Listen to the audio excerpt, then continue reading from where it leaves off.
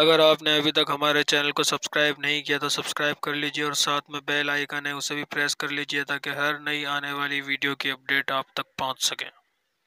اعوذ باللہ من الشیطان الرجیم، بسم اللہ الرحمن الرحیم۔ الصلاة والسلام علیکہ یا رسول اللہ وعلا آلکہ و اصحابکہ یا حبیب اللہ۔ جیسا کہ سب جانتے ہیں کہ اللہ کریم نے تمام مسلمان مرد و عورت پر 5 وقت کی نماز فرض کی ہے۔ نماز کے حوالے سے بہت ساری احادیث ہیں جن میں سے میں کچھ احادیث پیش کر رہا ہوں۔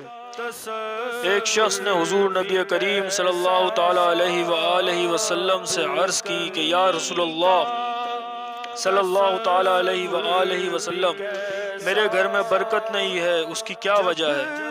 تو آپ صلی اللہ تعالی علیہ وآلہ وسلم نے ارشاد فرمایا کہ اپنے گھر کے دروازے پر پردہ ڈال دو تو تمہارے گھر میں برکت ہوگی۔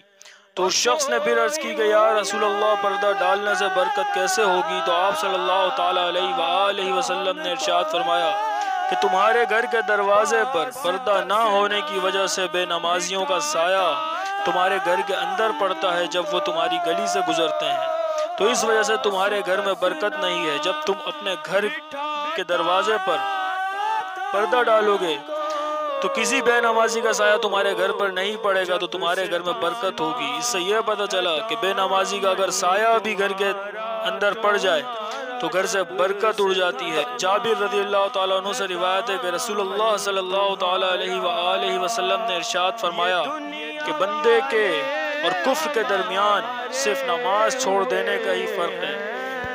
ایک اور حدیث ہمیں ملتی ہے کہ حضرت ابو ہریرہ رضی اللہ تعالیٰ عنہ سے روایت ہے کہ حضور نبی کریم صلی اللہ تعالی علیہ وآلہ وسلم نے ارشاد فرمایا کہ بتاؤ، کسی کے دروازے پر نہر ہو اور وہ اس میں ہر روز 5 بار غسل کرے، کیا اس کے بدن پر میل رہ جائے گا؟ سب نے عرض کی کہ نہیں یا رسول اللہ۔ فرمایا یہی مثال 5 نمازوں کی ہے کہ اللہ تعالیٰ نے ان کے سبب خطاؤں کو معاف فرما دیتا ہے۔ نماز گناہوں سے نجات کا طریقہ۔ حضرت عثمان رضی اللہ تعالیٰ عنہ سے روایت ہے کہ حضور نبی کریم صلی اللہ تعالی علیہ وآلہ وسلم نے ارشاد فرمایا جو مسلمان آدمی فرض نماز کا وقت آنے پر اچھی طرح وضو کرے، پھر پورے خشوع و خضوع اور اچھے رکوع و سجود کے ساتھ نماز ادا کرے تو وہ نماز اس کے واسطے پچھلے گناہوں کا کفارہ بن جائے گی جب تک کہ وہ کسی کبیرہ گناہ کا مرتکب نہ ہو، اور اس نماز کی برکت اس کو ہمیشہ ہمیشہ حاصل ہوتی رہے گی۔ ایک مرتبہ غیر مسلم حضور نبی کریم صلی اللہ تعالی علیہ وآلہ وسلم کی خدمت میں حاضر ہوا اور عرض کی کہ یا رسول اللہ، میں مسلمان ہونا چاہتا ہوں لیکن میں صرف کلمہ پڑھوں گا، میں روزہ نہیں رکھوں گا۔ حضور نبی کریم صلی اللہ تعالی علیہ وآلہ وسلم نے فرمایا کہ ٹھیک ہے۔ پھر اس نے عرض کی کہ یا رسول اللہ، میں زکوٰۃ نہیں دوں گا۔ اسی طرح تمام ارکان جو اسلام کے ہیں ان سب کو منع کر دیا کہ یا رسول اللہ، میں جھوٹ بولنا نہیں چھوڑوں گا، میں سچ نہیں بولوں گا، میں زکوٰۃ نہیں دوں گا، میں حج نہیں کروں گا۔ یعنی کہ جو کچھ اسلام میں ہے وہ سب کچھ اس نے کرنے سے منع کر دیا۔ لیکن آخر میں جب اس نے یہ عرض کی کہ یا رسول اللہ، میں نماز نہیں پڑھوں گا، تو حضور نبی کریم صلی اللہ تعالی علیہ وآلہ وسلم نے فرمایا کہ نہیں، پھر تم مسلمان ہونے کے قابل نہیں ہو۔ پھر اس شخص نے عرض کی کہ یا رسول اللہ، ٹھیک ہے، میں نماز پڑھوں گا لیکن اسلام کا کوئی اور دوسرا ارکان میں ادا نہیں کروں گا۔ تو حضور نبی کریم صلی اللہ تعالی علیہ وآلہ وسلم نے فرمایا کہ ٹھیک ہے، تم نماز پڑھو۔ پھر وہ جب چلا گیا تو ایک صحابی نے عرض کی کہ یا رسول اللہ، یہ تو نماز کے علاوہ کوئی اور اسلام کا کوئی ارکان ادا ہی نہیں کرے گا، تو یہ تو مسلمان ہونے کے اہل ہی نہیں تھا۔ تو حضور نبی کریم صلی اللہ تعالی علیہ وآلہ وسلم نے فرمایا کہ تم جاؤ اور دیکھو کہ یہ کیا کرتا ہے۔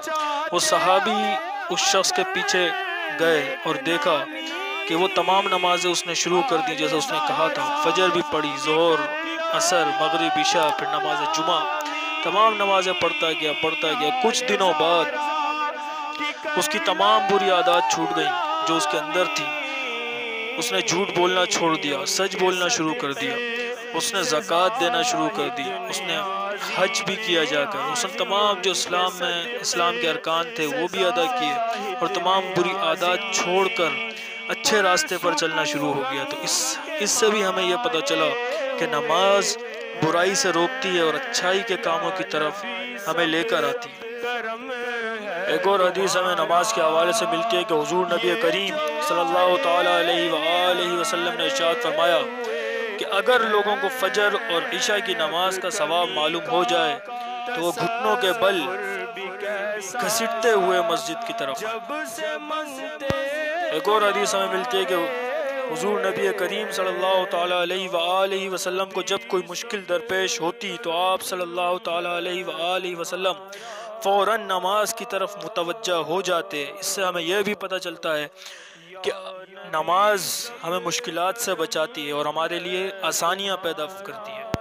نماز پڑھنے کے 10 فائدے اور 5 انعامات ہیں۔ 10 فائدے یہ ہیں کہ اللہ کی رضا، پہلی بات اللہ کی رضا، دوسرا دل اور چہرے کا نور، تیسرا جسم کی راحت، چوتھا رحمت کا ذریعہ، پانچواں بے حیائی اور برے کاموں سے چھٹکارا، چھٹا رزق میں کشادگی، ساتواں قبر میں ساتھی، آٹھواں نامہ اعمال میں وزنی، نواں جنت میں داخلے کا پروانہ، اور 10واں آگ سے نجات کا سبب۔ اور 5 انعامات یہ ہیں کہ رزق کی تنگی دور کر دی جائے گی نماز پڑھنے والے کی، دوسرا انعام عذاب قبر سے محفوظ ہوگا، تیسرا نامہ اعمال دائیں ہاتھ میں دیا جائے گا، چوتھا پل صراط سے بجلی کی تیزی سے گزرے گا، اور 5واں انعام یہ کہ بغیر حساب کے جنت میں داخل کر دیا جائے گا۔ یہ بات بھی جان لیجئے کہ جو شخص فجر کی نماز ترک کرے گا اس کے چہرے سے نور ختم کر دیا جائے گا، جو شخص ظہر کی نماز ترک کرے گا اس کی روزی سے برکت ختم کر دی جائے گی، جو شخص عصر کی نماز ترک کرے گا اس کے جسم سے طاقت ختم کر دی جائے گی، جو شخص مغرب کی نماز ترک کرے گا اس کی اولاد سے کوئی خوشی اس کو حاصل نہ ہوگی، اور جو شخص عشاء کی نماز ترک کرے گا اس کی نیند سے راحت ختم کر دی جائے گی۔ بے شک نماز وہی شخص پڑھتا ہے جس کو اللہ توفیق دے، جسے اللہ چاہے کہ یہ شخص میرے آگے جھکے مجھے سجدہ کرے، جسے اللہ توفیق دے۔ وہ نماز کیا پڑھے گا؟ جسے اللہ توفیق ہی نہ دے اپنے آگے سجدہ کرنے کی۔ بے شک نماز ہی بہترین ساتھی ہے، دنیا سے قبر تک، قبر سے حشر تک، اور حشر سے جنت تک۔ اللہ ہمیں 5 وقت کی نماز پڑھنے کی توفیق عطا فرمائے۔ وما علینا الا البلاغ المبین۔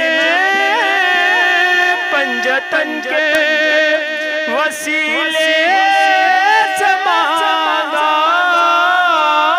پنجتن کے وسیلے